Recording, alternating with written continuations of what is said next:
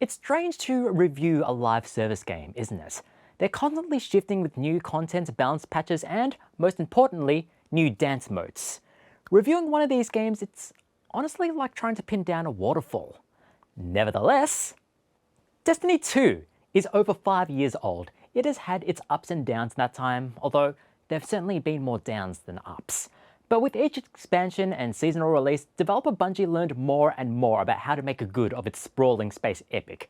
Its latest major expansion, the Witch Queen, is the closest realization of this grand vision. The Witch Queen revolves around Savathûn, one of the leaders of the Hive species. Last time we saw her, she had taken the form of one of our allies to infiltrate the Vanguard and claim its secrets. After escaping capture, Savathûn has been found on the planet Mars, except now she and her brood wield the power of the light. The entrenched Destiny fans are given plenty to mull over here with the narrative, as the reveals and revelations change up what we've previously known, and they set up for an excellent conclusion to the current saga. Meanwhile, new entrants to Destiny aren't left out in the lurch. Although there are still plenty of moments with indecipherable terms and lore, the Witch Queen's story is relatively straightforward for a Destiny expansion, featuring a clear antagonist and stakes, although the threat that Savathûn presents is told rather than shown.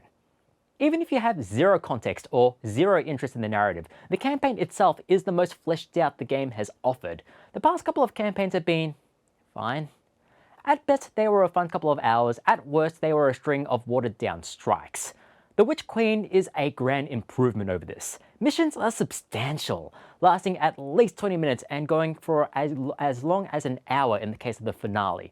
Not only that, they offer a wide variety of scenarios and set pieces. The best ones almost feel like mini dungeons, introducing unique mechanics and testing you over their length. Just as good is the new class of enemies, the Lucian's Brood. They are similar to the existing Hive, but have been infused with the light.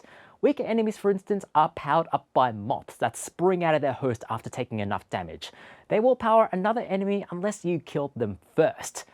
Powerful enemies have their own ghosts and will attack you with the Guardian moveset, complete with the very same supers that you've been using up until now. Once you destroy these enemies, you'll need to confirm the kill by crushing the ghosts with your bare hands. These additional wrinkles really mix up the tempo of combat and integrate with the campaign to present one of the best solo experiences that Destiny has offered to date. If the campaign and enemies are a big hit, then the new weapon type is a big old whiff. In the lead up to this expansion, the glaive was sold as a versatile weapon that could tussle in both melee and ranged combat, but in practice, it doesn't do any of these effectively. The melee combos don't interact with your character's abilities, which makes it pointless, which leaves it as a mid-range shotgun with slow projectiles and an even slower reload time. Hopefully, updates and new glaives make this weapon type relevant. Although, speaking of weapons, the Witch Queen introduces the biggest overhaul to weapon roles yet with shaping. Once you unlock a weapon blueprint and extract its perks, you can customize your weapon to build out the perfect role. No more endless grinding of rituals in the hope of getting that gold roll. In theory, it is one of the biggest quality of life improvements to the Destiny experience. Except, it is nowhere near that ideal. In order to use the weapon shaping system to its full potential, you will need to do a lot of grinding. You have to grind for the weapon patterns to kick the whole process off. You have to grind to get the right type of weapon to drop and then to attune it. You will need to grind to earn one of the 8 different currencies involved in shaping. And after you've done all of this, you will need to grind your shaped weapon even more to level it up and unlock certain perks and enhancements. Even in a game all about grinding, this is way too much. Bungie has said that it will streamline some of these systems, starting with the consolidation of the shaping currencies, but in its current form, only the most dedicated of Destiny players will be able to experience the real benefits of weapon shaping. For everyone else, it's too much to bother with. Outside of the weapon overhaul, the Void subclass has been reworked, with aspects and fragments replacing the conventional subclass trees. The abilities have also been reworked to further define the Void identity, so protecting yourself and messing with the enemy. These have resulted in whole new builds for the Void subclass, which have proven very popular if my matchmade sessions are any indicator. This rework will eventually come to the Solar and Arc subclasses, and as a former Solar Hunter, I cannot wait. I am mentioning that a lot, aren't I? This feature will come soon. Bungie is working on an improvement. Come with me over here for a minute. And I'm going to apologize in advance because this next bit is going to be a little rambly and very self-indulgent. But this is my finale and I'll cry if I want. This is kind of the issue with reviewing games, and especially live service games, isn't it? You may be watching this review months, even years down the line, in which case, blessed be the YouTube algorithm, by which point Bungie will have likely addressed the gripes that I've raised in this review. Heck, Destiny may be an entirely different game. Destiny is far from the only title that faces this issue. Rainbow Six Siege went from being a distinct 7 out of 10 to being one of the bigger esports out there. Meanwhile, Overwatch, which was literally our Game of the Year for 2016, is a fraction of its former self. And these are just the paid games. If I start talking about reviewing free-to-play titles, that's a black hole nobody is escaping from. Just look at Dota 2. It gets overhauled so frequently, it's like up to Dota 75 by now. Indeed, one could question the need for reviews at all, at least in its original purpose of aiding purchasing decisions. Whenever reviews come out for the next big AAA title, it feels like their main jobs are to contribute to the Metacritic rating, or to confirm one's upcoming purchasing decision, or to act as a lightning rod for all the worst people on the internet because someone dared to score a game below 9. So why am I still here presenting a review of this game? Because I'm a dinosaur. Or to put it more flatteringly, I'm a hopeless romantic for this type of analysis of video games, and I still feel like there's plenty of space for an exchange of ideas, well, a one-sided exchange of ideas. It's an opportunity to really drill into a game, to show where it has succeeded and faltered in its goals. The traditional review may be a thing of the past. I'm certainly not rating the graphics here an 8.6 out of 10, although that's probably what I would rate them. But there is more than enough room for this type of games criticism alongside the Let's Plays, the podcasts, and the angry tweets. I say this even for something as ephemeral as this Destiny 2 expansion, perhaps even more vitally in this case. Bungie has a policy of sunsetting content from Destiny 2, which is their euphemism for removing stuff from the game. They've done this with seasonal rituals, they've even taken out the original campaign and the follow-up Forsaken missions. If we can't preserve this content in the game itself, then we can at least have our little time capsules here in the form of Reddit threads, Twitch streams, and perhaps even reviews like this one. Speaking of reviews, we should probably wrap this up, shouldn't we? Meet me over here. It is 8:05 PM on Thursday, the 14th of April 2022, and at this very moment, I can say The Witch Queen is one of the best expansions Destiny 2 has offered. The campaign missions are some of the best solo content in the game right now. The story delivers on Bungie's grand space opera vision. And although things like the glaive and weapon shaping aren't currently where they need to be, this could change down the line. Still, there is no time like the present.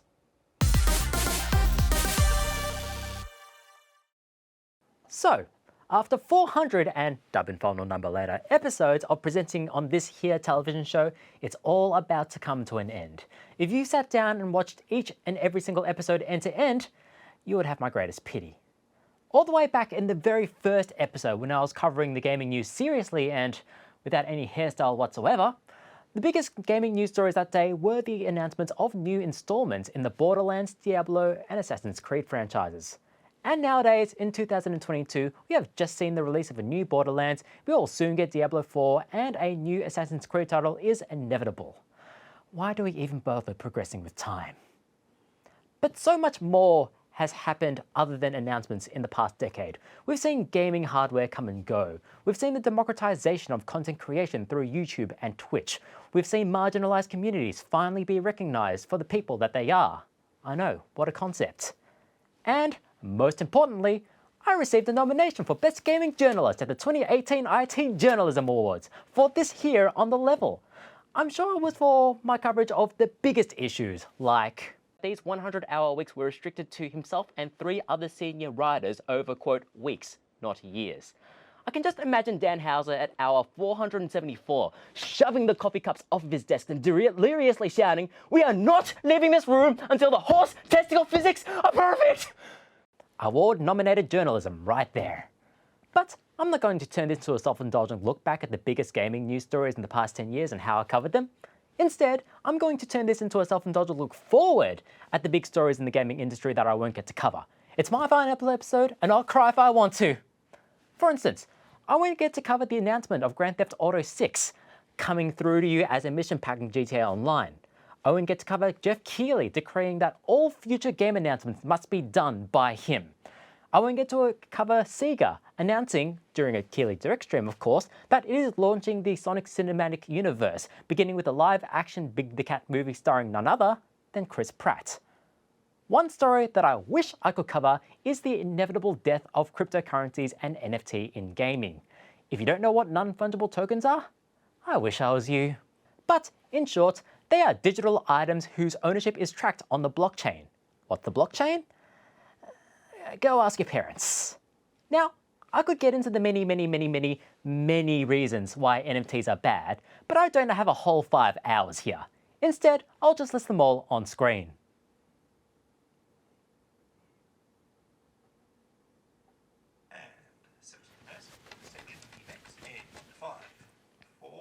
What was your favorite reason? Send your entry via Twitter to @ElonMusk and you'll be in with a chance to be tweeted at by an NFT weirdo. But what does this all have to do with video games? Well, NFT proponents claim all sorts of so-called benefits for gamers. This one article, for instance, claims that NFTs give players true ownership of objects that they earn within games, that they can transfer their NFTs between games, and of course, rake in the big profits by selling them on the open market. And NFTs, they can make you bench press a whole car, and they can give you 1,000,000 chocolate bars. These people carry themselves with the desperation of a dweeby high school kid about to ask a girl out to school prom. And of course, waiting in the wings with a $5 bouquet of flowers is Ubisoft. In December 2021, the company announced its foray into NFTs and blockchain gaming with Ubisoft Quartz, allowing players to earn digits, which is their name for in-game drops and cosmetics, to which many people both outside and within Ubisoft responded with a digit of their own. Now, I would perform that act myself, but the last time I flipped the bird on the air, and this is a true story, we lost an interview with a major developer. Award-nominated journalism right there. As part of its announcement, the company published an article on its website titled Ubisoft's Vision for Blockchain. That vision, of course, is hard to see through all the greenhouse gases generated by crypto miners. Why do I mention this? Because right below that post, posted on the same day, was another article titled How Ubisoft is Inspiring Teams to Go More Green. Ubisoft had better watch out for those eco-warriors over at Ubisoft. This NFT initiative materialized in Tom Clancy's Ghost Recon Breakpoint, a title so memorable I still have to double check to make sure I'm talking about the right one. Anyway, Patrick Swayze's Point Break included a trio of cosmetics to their game, and here they are. No, wait, that's just regular army getting the game. Here they are. That's it. Here they are. Well, I suppose it still looks better than an ape JPEG. If it sounds like that these were all doomed to failure, you'd be absolutely correct. In the 4 months or so following the launch of these NFTs, despite thousands of them being minted, there were only 96 successful sales. One such sale later towards the tail end of this period involved an in-game gun which sold for the mighty total of $64 US. I suppose these digit holders can show off their array of fancy new guns to the thriving Breakpoint community. That very same day, Ubisoft announced that it was no longer releasing new content for Ghost Recon Breakpoint. I suppose that's on us for not clarifying that in this case, NFTs actually stood for no future. Thanks. This whole thing demonstrated the many reasons why NFTs in games are pointless. The promise of ownership is a fallacy since you're ultimately beholden to the publisher of the game that your NFT came from. The transferability of NFT cosmetics assumes that other games are willing to not only integrate a third-party NFT market into their title, but also take the time to create new assets for this extreme edge case. And as for the monetary value here, $64, which I suppose can buy 7 copies of Ghost Recon Breakpoint on eBay. Old mate can give these copies to 7 friends and force them to look at the fancy new gun, which is really how most interactions with NFT proponents go. But this is just one example here. It's a hilarious example, but it's a singular one nonetheless. There are gaming companies in the mobile marketplace which seem to be thriving. For instance, Sydney-based NFT game studio Immutable has a market value of $3.5 billion, which, by the way, can buy 191 million copies of Ghost Recon Breakpoint on eBay. Now, the irony of a gaming NFT publisher in a country that has recently seen devastating floods and bushfires intensified by climate change should not be lost on you. But will we ever see a push for NFTs from the major publishers? Very likely not. Microsoft's head of gaming Phil Spencer has called NFT gaming exploitative, while Steam has completely banned games that are built on blockchain technology or allow the exchange of cryptocurrencies and NFTs. Steam has enough on its hands dealing with trading cards and hats without also having to deal with the NFT weirdos.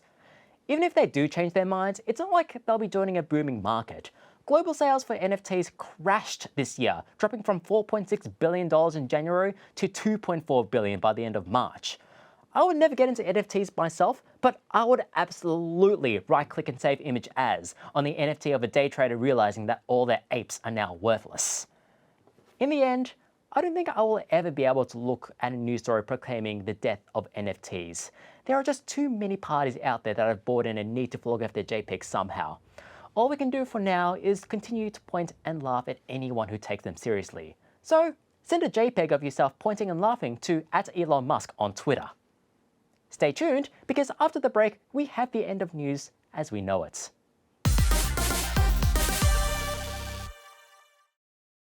Welcome back to New Game Plus and the finale of On The Level. And I'm gonna miss this. I'm gonna miss this desk. I'm gonna miss this void in RMI TV where I get to make jokes that are 2-star at best. I'm gonna miss this teleprompter that I'm reading the script off. Back when I started this On The Level segment, we were recording in the corner of Jason's living room, so you know, community TV production values right there. And I would have to entirely memorize these 6 to 8 minute monologues. Indeed, when I found out that we had access to a teleprompter here, this was my reaction. Oh my god. I finally have a teleprompter! You will be missed, teleprompter. But most of all, I'm going to miss this opportunity to share with you, viewer, the stories of this wonderful world of video games. For instance, I won't get to talk about Nintendo getting into the acquisition game and bolstering its internet capabilities by purchasing America Online. I won't get to talk about Epic Games opening up a Fortnite world in Universal Studios, and Call of Duty responding by opening its own theme park attraction in US Army recruitment tents around the country. And I will not get to talk about the most important story to you, the average person finally being able to purchase a PlayStation 5 off the shelf. I reckon this story will come about in 2025. Nor will I get to cover the labour movement in gaming. It should come as no surprise that a video game is the result of hard and brutal work. Many AAA titles come off the backs of workers who are belittled by their managers, who are forced to crunch and work 60+ hour weeks, who are forced to suffer through sexual harassment without any recourse from corporate. It turns out that video games don't come from the lollipops and puppies factory. Although, if that factory were to exist in real life, you just know that those workers would have terrible working conditions. Which is where many believe a union can help. Throughout gaming history, workers have not really formed unions because of the legacy that it shares from the tech industry that it spawned from. Increasingly though, workers are starting to see the benefits of unions. The collective bargaining power offered by a union can result in better pay, better working conditions, and guaranteed full-time positions instead of rolling casual work, amongst many other benefits. As for the detriments of unionisation,